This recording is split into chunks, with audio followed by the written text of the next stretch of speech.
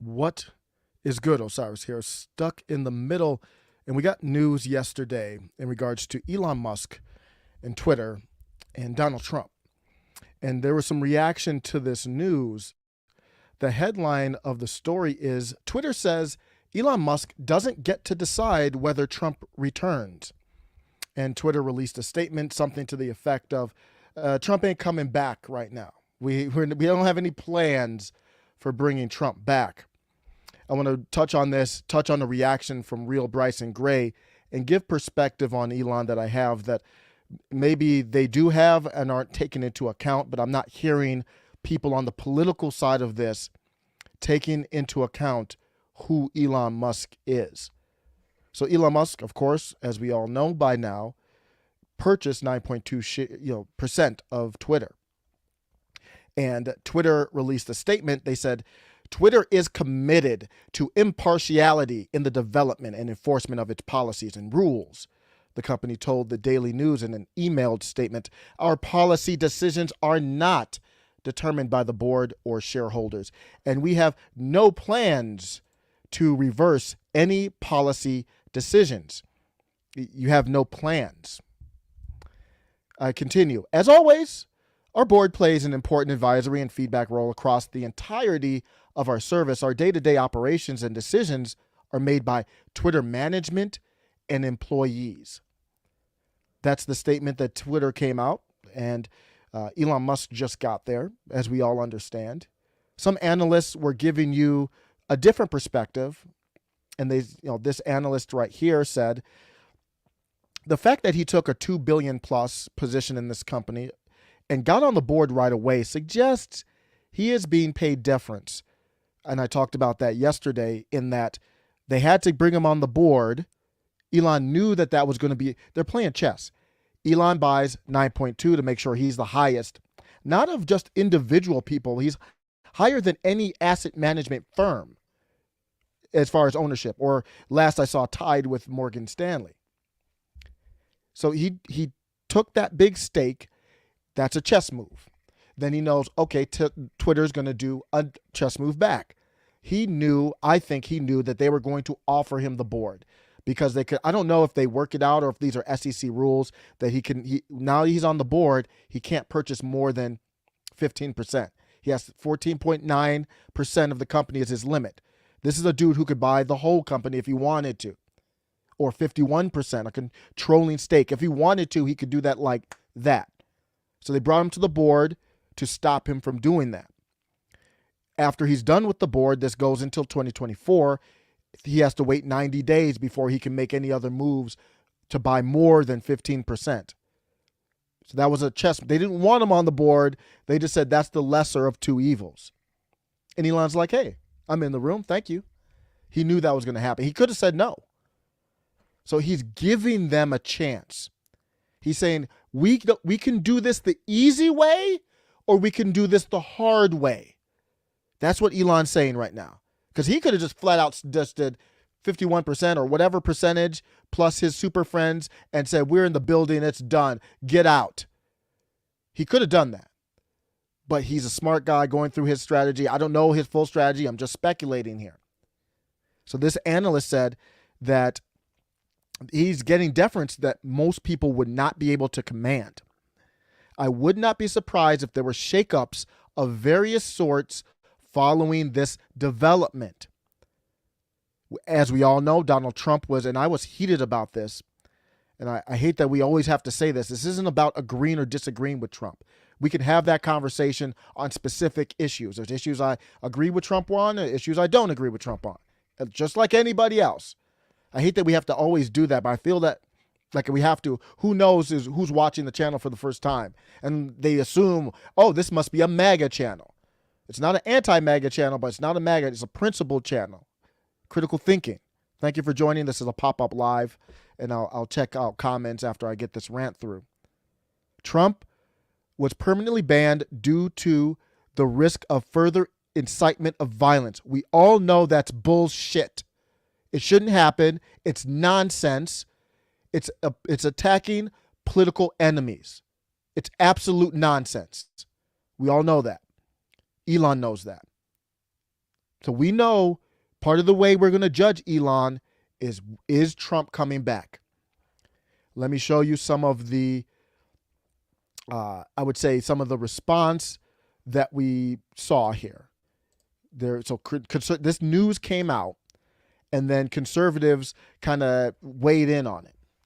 And what I'm going to say is, I'm going to use Bryson Gray. If you follow the channel, I'm sorry if I'm always repeating myself here, just in case anybody's new. I'm a huge Bryson Gray follower. I don't agree with him on everything. I think he's a little bit too insensitive on the side of certain things. But I think he's great though. So that's his new album here. I'm showing the screen for him on Twitter. So I go to Bryson Gray for Bible information. I'm not an expert on the Bible. He has a channel that's like Bryson and the Bible. Love it. I wish Officer Tatum would do one. I mean, we only have so much time in the day. He's great. I'm just in a make-believe world, I wish that they would do one together. I learned so much from them, from these Bible quotes and interpretations. So I actually follow him more for the Bible stuff even than the hip hop. And I think he's the most important hip hop artist in the world right now. Joyner Lucas is the most talented #1 hip hop guy. But as far as impact, importance to culture, no one is more important than Bryson Gray, in my opinion. That's how strongly I think of him. So Bryson Gray's replying to this. And he's like a go get him guy. He's like, let's go. Let's make moves. I love that. So he's looking at it. He's like, you mean the richest? Well, Michael Malice said Elon Musk has done a better job of going on offensive than virtually the entire conservative movement combined. I agree with that statement. And Daily Wire comes to mind too. There's other people, but Elon's, this is an attack. This is a business ideological attack. And he's doing it to protect his interests with his companies. Don't get me wrong, but part of it also is a principled approach as well. So Bryson Gray says, you mean the richest man in the country bought 9% of Twitter? Maybe conservatives aren't as rich as Elon. Call me when everyone gets their accounts restored. So Bryson Gray's like, let me know when everybody gets back on. And he saw the news come out about Twitter saying, hey, we're not going to let him back on. And Bryson Gray's like, well, what's going on here? He said something to the effect of, I didn't want to be right about this, but I didn't think Elon Musk was going to bring free speech to the platform. So let me give you a little bit of insight, Bryson Gray, or anybody else doubting Elon Musk. You doubt him at your own risk. I guarantee you he has a plan. And in my opinion, I'm looking at it. The edit button was the first thing. You saw Twitter release this. Oh, you know what? It wasn't about a poll. Came straight from a Twitter account, official Twitter account. They said, oh, we're going to start trialing the edit button for people who have Twitter Blue. And then they said, well, it wasn't because of a poll. We've been working on this for a year. Y'all are funny, man. I'm not saying that that's a lie. I'm just saying it's a hell of a coincidence. I mean, Twitter's been around since what, 2000, I don't know what it is, to mid-2000s. And there hasn't been an edit button, to my knowledge, the whole time. The richest man in the world buys 9%. And then now we get news that we're trialing the function. Bryson, there's a process here. Like, he just got in the room. Like, he's looking out. He's feeling it out. He's got more information now than he's ever got before on Twitter. I don't know if he'll be able to get into the algorithm. Can you imagine? Because before now, I don't think Elon Musk has been able to get into the algorithm or bring in, obviously he wouldn't be able to bring in people and look at the proprietary algorithm for Twitter. He just got in the room. Is he able to look at the algorithm now?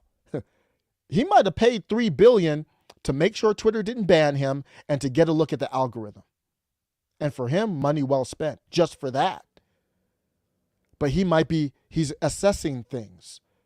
Why would you bring Nick Fuentes back and Trump back and all these people back, and then they could just get banned the next day?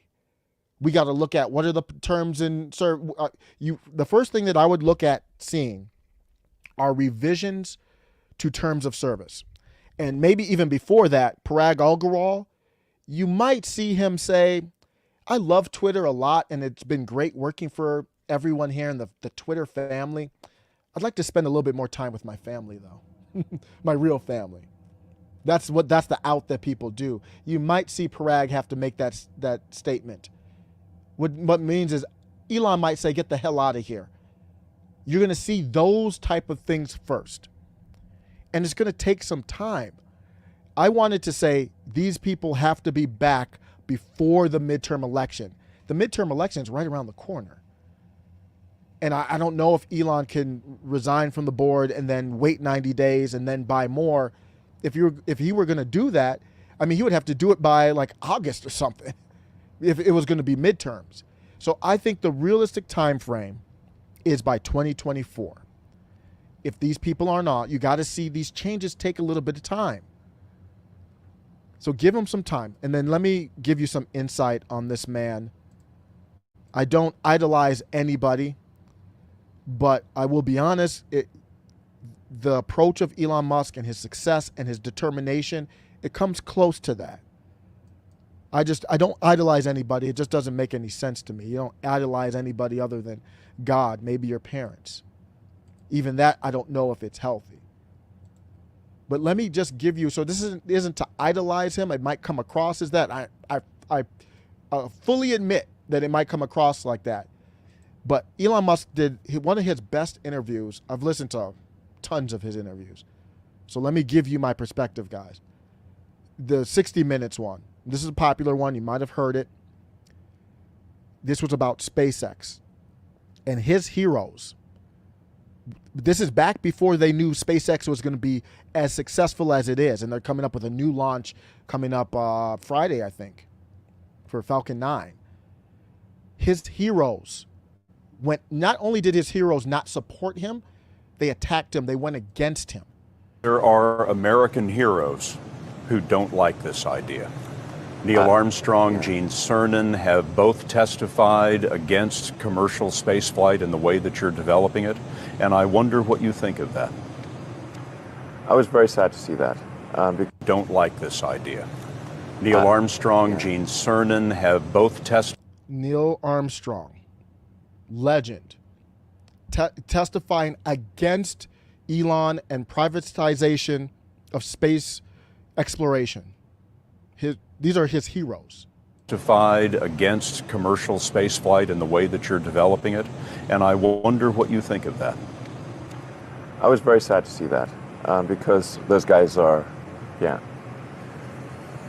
those guys are heroes of mine, so it's really tough. I wish they would come and visit and see the hardware that we're doing here.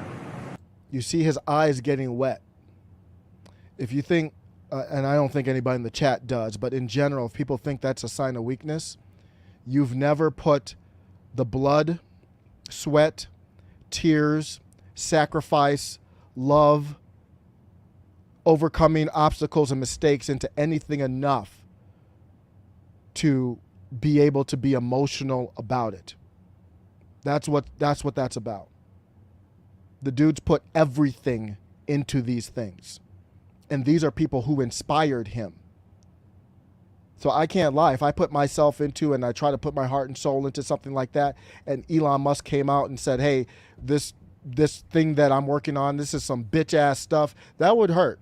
I cannot lie about that.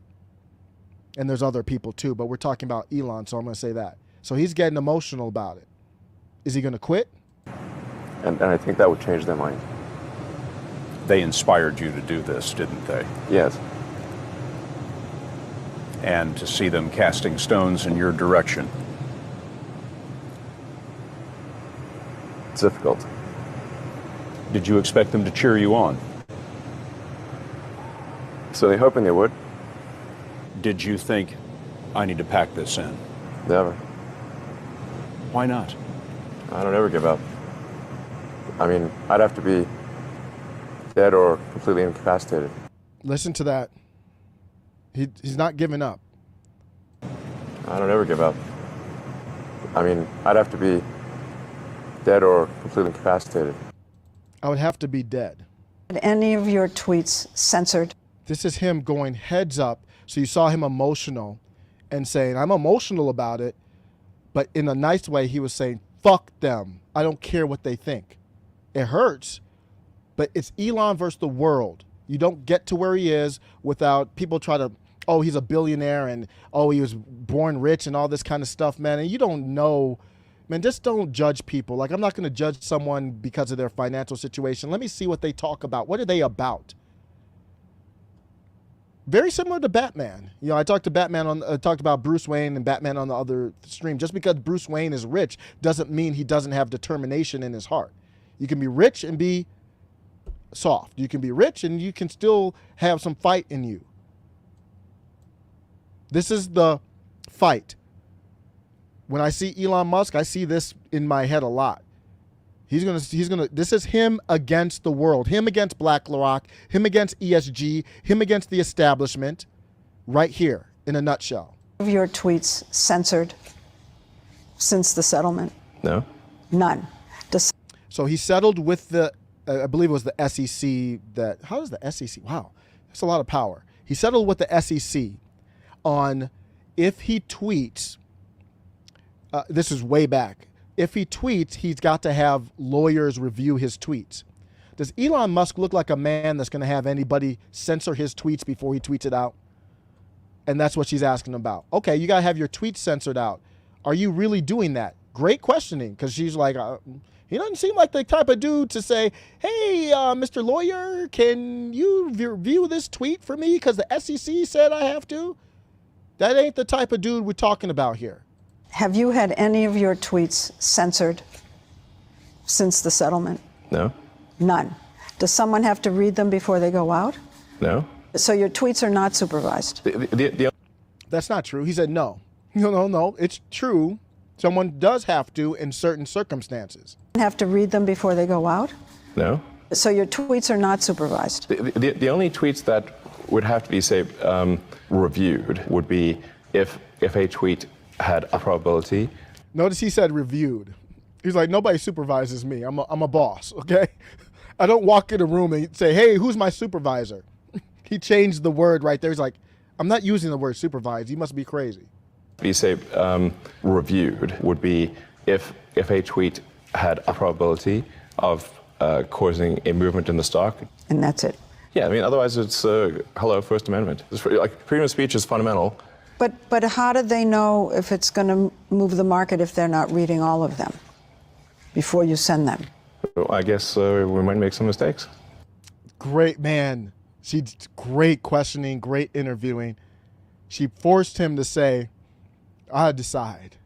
And then he had to say, well, we might make some mistakes. He didn't even hesitate. They know if it's going to move the market if they're not reading all of them before you send them. I guess we might make some mistakes. Who knows? Are you serious? Nobody's perfect. Take a look at his face here. I've played this on this channel before, but I'll play it again. Take a look at his face here. Look at you. No, I want to be clear. I do not respect the SEC. I do not respect them. But you're abiding by the settlement, aren't you? Because I respect the justice system. So he says, listen to me clearly. I do not respect the SEC. That means I do not respect the establishment. Yes. Nobody's perfect. Look at you. Remember, in another live, I compared him, and somebody in the chat actually made a better comparison. They compared him to the Batman and the Joker combined. Take a look at his face. He literally looks like the Batman combined with the Joker here. His emotions, everything. Are you serious? Nobody's perfect. He's steaming mad. Not at, that's Leslie Stahl, right? He's not steaming mad at her. He's steaming mad at the SEC, the establishment, everyone. At this time, the big companies were trying to short Tesla. They weren't using the ESG to try and manipulate things. They probably wish they did the ESG back then. It would have been more effective. They probably would have been able to stop Tesla. They wanted to stop Tesla by shorting them at the time, meaning betting that the stock will go down. So they have all this money. whether the company's good or not, if you put enough pressure on betting that the stock will go on down, you go on all the major networks and say Tesla's a crap company, they're struggling with manufacturing, they can't do anything. So I'm giving you the insight to him versus the world. The him versus Twitter right now, he's doing the same thing. Don't doubt me. Look at you. No, I want to be clear. I do not respect the SEC. I do not respect them. But you're abiding by the settlement, aren't you? Because I respect the justice system. So he made it very crystal clear there. And let me give you just one more piece of insight. And then with talking about the cyber rodeo, he's got a lot of big things coming up here. The insight that I want to give to him is, this is deep stuff going back to him and his father, is the insight that I want to bring to this. Elon Musk has a contentious relationship with his father. During his childhood, Elon told Rolling Stone his father was verbally abusive to him. Elon Musk had no faith in his son and told him so on the regular. When Elon moved to Canada with a head full of dreams, Elon believed his son would be back with his tail between his legs within a few months. Elon was never going to make it, his father told him. He called me an idiot all the time, said Elon, adding that such hurtful words were only the tip of the iceberg. The idiot went on to be successful. When we look at Elon Musk, his dad told him, you ain't shit, paraphrasing, you ain't shit, you never gonna be shit. That's what his dad told him. And he went off to Canada, obviously came to America, got big. I think he got big with PayPal as the one, the first mainstream thing he got big with. Took the money from that, flipped it into Tesla. This man slept in the factory during manufacturing hell for the Model 3 when a little bit after it first launched. A startup company doing automobiles and tech. Never been done before in the history of this company, in the world. Doing the tech and startup together like he was doing with automobiles. So they had manufacturing problems. And he said, I don't want anyone sacrificed in my factory, sacrificing more than me. So everybody's out here talking about unions and all this kind of garbage. It's bigger than that. Elon Musk said he slept on the floor of Tesla's factory because he wanted to suffer more than any other employee during the Model 3 production hell. And you think that this is just him trying to sound grandiose or creating a legend of himself? His company was public at the time. This was well known at the time that they were struggling with manufacturing while these big companies were trying to short the company at the same time. So if you know this company and the news is all saying, oh, they're going to be a failure, they suck, and they're struggling with manufacturing, they have all these defects in the cars and all that kind of stuff, and then now the CEO is sleeping in the factory, does that make you more confident or less confident in investing in that company? So that doesn't look like, to me, someone who is lying just to make him seem good, like a man of the people. Why would you do that? Elon Musk said he slept on the floor because he wanted to suffer more than any other employee during the troubled production ramp for Model 3 sedan. What kind of leadership is that? So if you report to Elon Musk, where are you going to sleep at? Everybody reports to Elon Musk. He's setting the tone. So I'm tying that back into Twitter. This is a man who slept in the factory. He told Bloomberg that at one point he wore the same clothes for 5 consecutive days. This is a man who will grind. So when Grimes, I made fun of it, when Grimes is sleeping on the side of the mattress with a hole in it and eating peanut butter for 8 days, Elon Musk is like, I don't give a damn. I slept in the factory. This is bigger than this. It's bigger than what you think this is. He slept under his desk and on a couch. The reason why he slept under his desk, because one of the people who report to him, I forgot the name of the exec, they didn't, so he's sleeping on the couch. Your boss sleeping on the couch. What do? Go home? So Elon was like, hey, you can sleep on the cot. I'll sleep under the desk. He sacrificed like that when he first got his startup and before he was with PayPal. So he's He's a sacrificer. He's a grinder. And he knows in his head, I can always go back to that moment. And I can always overcome. That's what he's about. So when you tie it back into Trump, don't worry, he just got there. This is not a man you want to fuck with. He is all in on this, in my opinion, on this Twitter thing. He's not coming out of it without, I'm just speculating, of course, but I don't think he's coming out of this until the mission's accomplished. I'm going to end with the Cyber Rodeo. The Cyber Rodeo is going on tomorrow as of this recording. And then I'll try to get to a couple comments. Sorry, I got to get out here, hard out in 5 minutes. Tesla's Cyber Rodeo. These websites are so annoying with these stuff. Tesla's Cyber Rodeo and SpaceX launch are coming up. He's got a wild week. The party is going to be a lot more liver now that he did this Twitter thing. And I think he probably wanted to do it before. This party is going to be, he's launching the opening of his Texas factory. So he's just dominating this whole industry. You got Texas, Berlin, more expansions in China. So there's a lot going on. He's going to host a massive party. It's going to be wild, I think. I wish I could be there. In Austin, Texas. I haven't been to a party in a long time other than like a wedding. The company has a permit to host 15,000 people for what is called a Cyber Rodeo. Who knows what news is going to come out of that? I'll probably be talking about it a lot. Nodding to the Cybertruck, and the CEO unveiled to enormous fanfare in November 2019. It hasn't been in production yet. Just wait for it. It's got to be good. Can't get ahead of yourself. The Model Y is selling really good. The demand is high. There's no rush for the Cybertruck. Fans are clamoring for the tickets, including on Twitter. It's hard to get these tickets. I don't know if my dude Warren got one, but I'll show a picture of him there. He's on his way out there, so I hope he has fun. So they're going to open the doors. They're going to be doing their thing. But there's also a major launch for the Falcon 9 rocket to pull off its first all-private human space flight mission to the International Space Station. So this is a nice way to kind of tie it back into when they were doubting him and him being able to do this. And now SpaceX is unquestionably a success.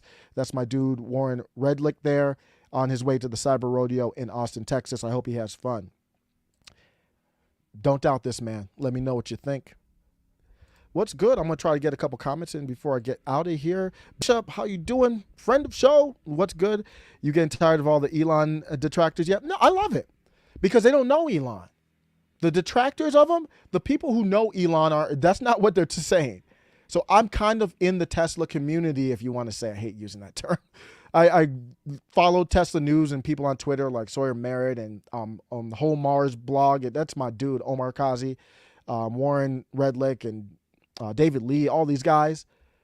And I follow political stuff too, so I can help bring some perspective. Don't doubt this, man. Casual Goats, I plan on applying at SpaceX in a few years. Whoa, let's do it. Elon wants to start using welds on his rocket engine instead of seals. Wow, I did not know that. Casual Goats is probably more knowledgeable than me on the SpaceX stuff because I've been so deep in the politics. I've been losing track. A. Charles, thank you for stopping by. He's controlled opposition, folks. He is a globalist. As much as we may want to trust that he has the country's best interest at heart, please pray for discernment. Here's what I would say. That could be true. It might be. Are you against him buying Twitter? Are you against the stances that he's taken for free speech? So he's got to show me that he's against my interests. Please help me understand where Elon Musk has been against my interest for liberty. I don't find it. Maybe you can find little pieces here. Nobody's perfect. But in the large picture, our interests are converged. So I don't trust anybody out here. But if our interests are the same and they're converging, then great. We'll see how it goes. If he turns, I used to be an AOC supporter. I talk about it all the time. I was wrong. I turned and I'm not there anymore.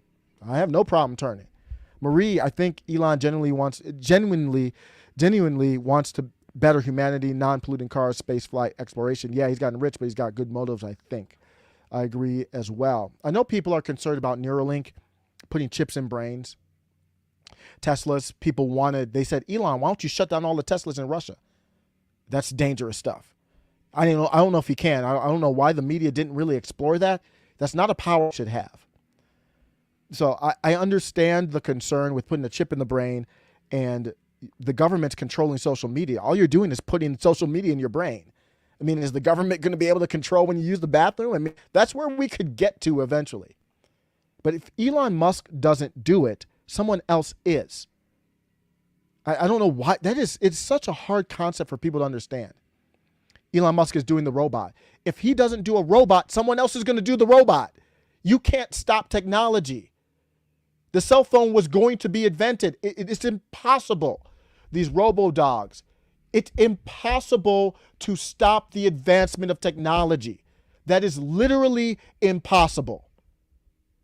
So we have to put more focus on really what are our rights. And if we don't control the government, they're supposed to work for us. And that sounds like a threat nowadays, doesn't it? If common people don't control the government, no, that's how it's supposed to work. If we can't do that, that's the threat, not the chip in the brain. We can't even protect our data on Facebook. That's the problem, not the advancement. The advancement is going to happen. It cannot be stopped. You cannot force everybody in the world to not advance. In fact, it would be a disaster if you said in America, we can't do robo-dogs. We can't do Neuralink. And then in other countries, they're doing Neuralink. We would be behind. It would be like other countries adopting the advancement of the automobile and we're still on horseback. That's one of those things that I don't know. I don't know how clearer to explain that. I really don't. This interview gave me the confidence to invest in Tesla. Yeah, man, this dude is crazy. So yeah, I got a heart out. Appreciate it, everybody. Sorry if I missed some of the chats, but continue it on the Discord. I'll get through there. We have a Discord where we continue the chat. Got good chats there, and I will post links to all the various videos on all these miscellaneous channels I have. That's the link to the Discord in the chat. I appreciate everybody. Take care.